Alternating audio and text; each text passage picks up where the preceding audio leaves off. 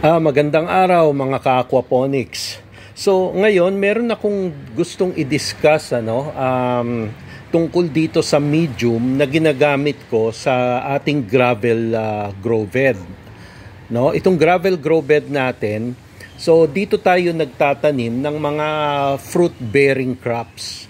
Hindi tayo dito nagtatanim ng mga leafy greens. Although pwede naman kaya lang mas maganda sa DWC or deep water culture grow bed ang mga leafy greens natin katulad ng lettuce, mustasa, pechay, yan, yung mga ganyan Pero dito sa gravel grow bed natin, dito yung mga talong, sili, bell pepper, yan, basta't yung mga nagiging maliit na puno, Ngayon, meron tayong 3 options na pwedeng gamitin dito.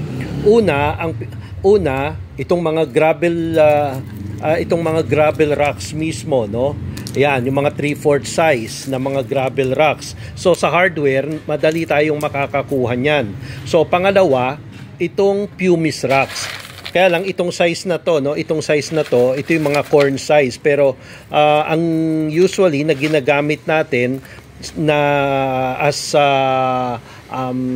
sa flood and drain, Now, pagka sinabi ko nga palang again na flood and drain grow bed, ito yung gravel grow beds natin. So ang choice ko talaga kasi is gravel rocks.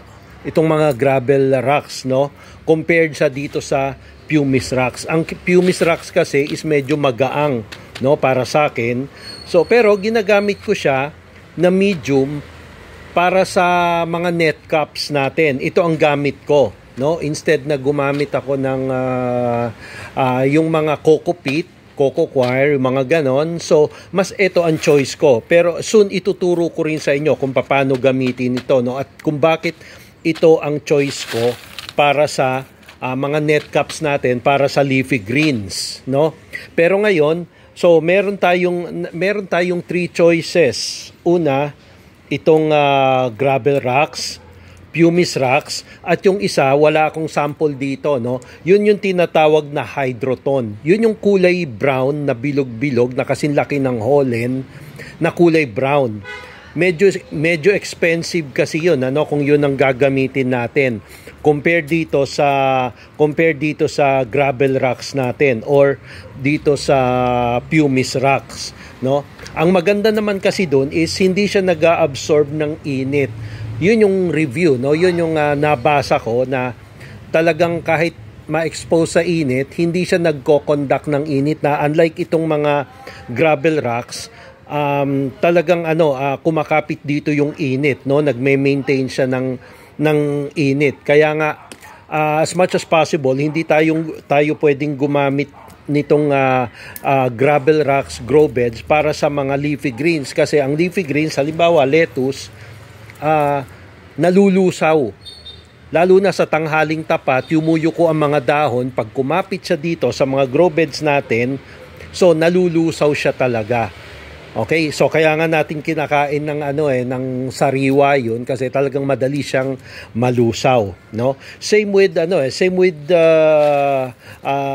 anong tawag dito sa pumice rocks, pero hindi gaano na nagko-conduct ng heat. Pero dito sa gravel grow bed, dito sa gravel rocks, talagang nagko-conduct ng init, Ngayon, doon sa hydroton, hindi siya nagko-conduct ng init. At yun ang advantage nun.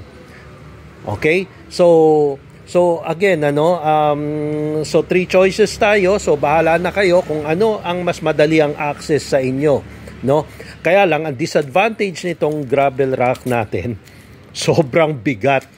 So try to imagine ang kakailanganin natin dito sa compact aquaponic system natin dito sa 1 by 1 by 1 meter by 1 meter by 1 meter, tapos ang lalim niya is 1 foot. Ganun kalalim, ganun karaming gravel rocks ang gagamitin natin. So, mura lang naman siya kung sa mura, Kaya lang, ang problema is, let's say, dadalin mo pa sa rooftop. So, mangangailangan ka, hindi mo kayang dalin yun ng isahan lang. So sa isang sako nga, baka ang 1/4 hindi mo kayanin kung iaakyat mo sa taas, no? So yun ang isa sa napakalaking disadvantage dito sa gravel rocks. Maliban pa sa nagko-conduct siya ng init, no? And dito naman, eto magaang lang tong pumice rocks natin, kahit na anong size niyan. So magaang siya talaga. Kaya nga ang problema rito, halimbawa, nilagyan mo na siya ng tubig, no? Yung iba, lumulutang. Okay, so mapapansin nyo yan, pagka ginamit nyo, lumulutang yung iba. So yung iba naman, lumulubog, pero mas marami nakalubog.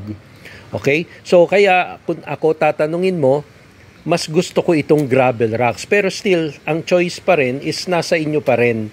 Okay? Kung ano ang gagamitin nyo. Okay? Pero once na bumisita kayo soon dito sa dito sa rooftop ko, dito sa aquaponic system natin, makikita nyo ang advantage nitong gravel rock.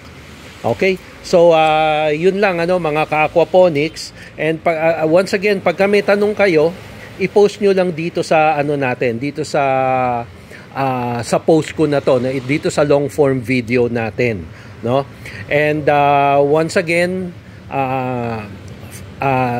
pagpatuloy po natin ang pag-follow dito sa page natin, Aquaponics Quezon City, at marami pa po tayong i-discuss at matututunan tungkol sa pag-aquaponics, no? Hindi lang 'yon, pati sa paghihito.